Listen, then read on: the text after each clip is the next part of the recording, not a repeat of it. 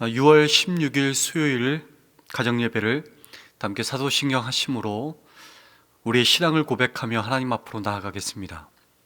나는 전능하신 아버지 하나님 천지의 창조주를 믿습니다. 나는 그의 유일하신 아들 우리 주 예수 그리스도를 믿습니다.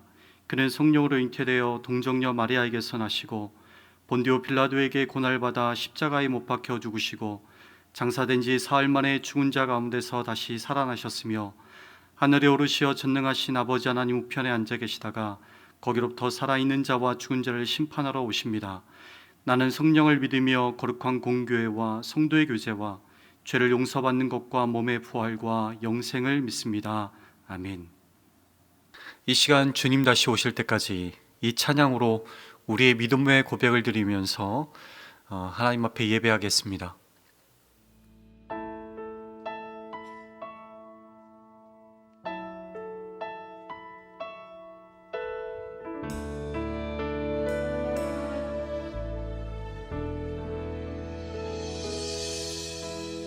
주님 다시 오실 때까지 나는 이 길을 가리라.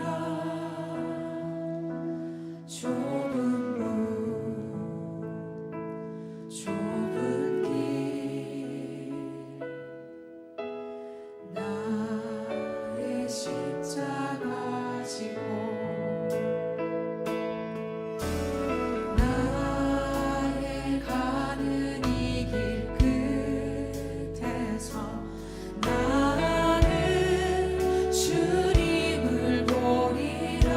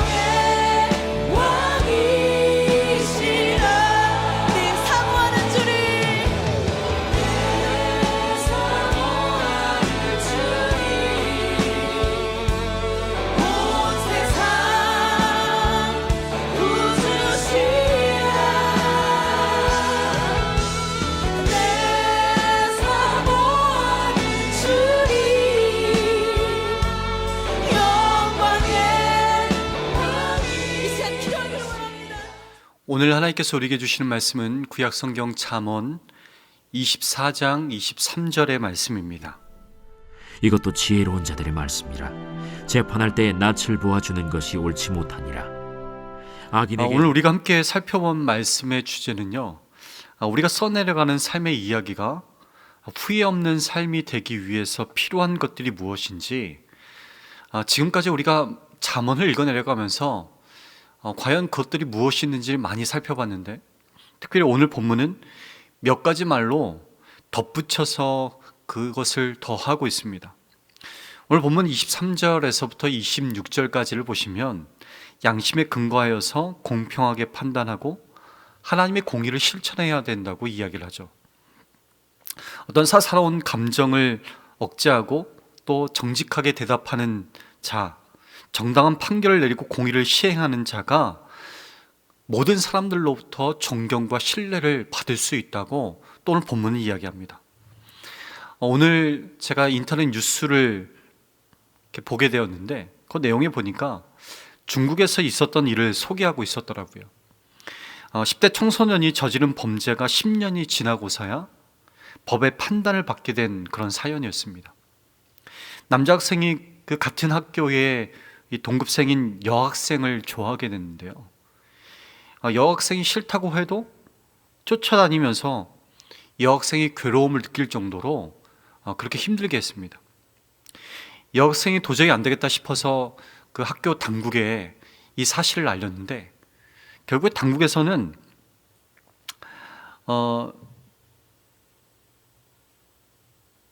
남학생 부모가 그 공산당의 간부 자식이라 그래서 그런지 몰라도 오히려 여학생에게 전학을 가는 것이 어떠냐고 그렇게 이야기를 한 겁니다. 그러니까 어쩔 수 없어서 이 여학생이 전학을 갔는데, 근데 그것으로 끝날 것 같았던 이 사건이요, 이 남학생이 그것을 포기하지 않고 이 여학생이 전학 간 그 학교까지 쫓아오는 겁니다. 학교뿐만 아니라 집 앞까지 쫓아와서 이 여학생을 스토킹을 했던 겁니다. 그래도 이 여학생이 이 남자를 받아주지 않으니까 이 남학생이 화가 나서 어느 날은 휘발유를 가져와서 이 여학생의 몸에 붓고 그리고 불을 붙였습니다. 이 일 때문에 이 여학생은요, 한쪽 귀가 들리지 않게 되었고요, 그리고 온몸에 얼굴을 포함하여서 그 화상으로 인한 흔적들이 생기게 되었습니다.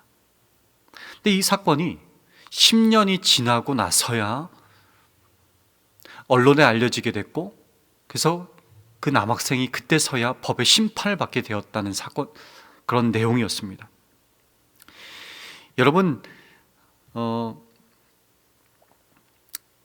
이런 일들이 이 중국에서만 일어나는 사건이겠습니까? 우리가 발을 딛고 살아가는 이 땅에서는 없는 일일까요? 요즘 계속돼서 이슈화되고 있는 사건이 하나 있죠. 바로 군대에서 있었던 성폭력 피해 사건. 결국에 여러분, 이 여성 군인은요, 힘 있는 자들의 그 불공정과 억압 앞에서 목숨을 끊고 말았습니다. 국회의원에게 이 일에 대한 억울함을 이야기해도 변화되는 것이 없었다고 합니다. 그러던 것이 언론을 통해 알려지게 되자 그때서야 정부도 그리고 군도 움직이기 시작한 거죠. 여러분, 공정하고 정의로운 사회가 되지 못하면 힘없는 사람들은 설 자리가 없어지는 것입니다. 그래서 그들이 목숨을 끊는다면, 여러분, 그것은요 절대로 스스로 목숨을 끊는 것이 아니죠. 그것은 권력을 자기 마음대로 휘두르는 권력자들, 힘 있는 자들, 그들에 의해서 죽임을 당한 것입니다. 한마디로 말해서 살인을 당한 거죠. 그리고 오늘 본문 27절에서는 자신의 능력에 따라 일터에서 열심히 일하고 장래를 위해 충분히 준비하고 난 후에 가정을 이루라고 교훈을 하고 있습니다. 요즘에도 보시면 결혼을 해서 가정을 꾸렸는데 여전히 부모로부터 경제적인 독립을 하지 못하고 사는 사람들이 많이 있죠. 여러분, 성경적인 가정은요, 창세기에서 고백하듯이 부모로부터 떠나는 것입니다. 여러분, 이 떠난다는 말은요, 몸만 떠나서 사랑하는 이와 하나가 되는 것이 아니라 삶의 모든 영역을 부모로부터 독립한다는 것입니다. 그러나 이 말은 자기 이름으로 된 어떤 20평에서 30평 되는 어떤 집을 준비해야 된다는 그런 이야기가 아닙니다. 두 사람이 함께 시작할 수 있는 공간이면 되는 거죠. 그리고 기꺼이 그곳에서 함께 가정을 만들어 가고자 하는 그 마음만 준비되면 되는 것입니다. 그리고 28절에서는 거짓되게 이웃을 해치는 증언을 하지 말라고 말합니다. 그리고 연이어서 29절에서는 눈에는 눈으로 또 이에는 이해로 보복하고자 하는 행동을 하지 말라고 권면합니다. 여러분, 오늘 우리가 살펴본 것처럼 이 모든 것을 한마디로 요약한다면요, 30절에서부터 34절에서 고백하는 것처럼 게으르지 말라는 것이죠. 여러분, 하나님께서 각자에게 맡겨주신 자기 자리에서 자기가 해야 할 일을 하지 않고 여러분 게으르해진다면 그런 사회가 공정하고 그리고 정의로운 사회가 될 수 있겠습니까? 절대로 그렇게 될 수 없죠. 하나님께서 주신 자리에서 또 하나님의 뜻대로 열심히 살아낼 때에 여러분 정말로 그런 사회가 정의롭고 그리고 공의로운 사회가 될 수 있는 것입니다.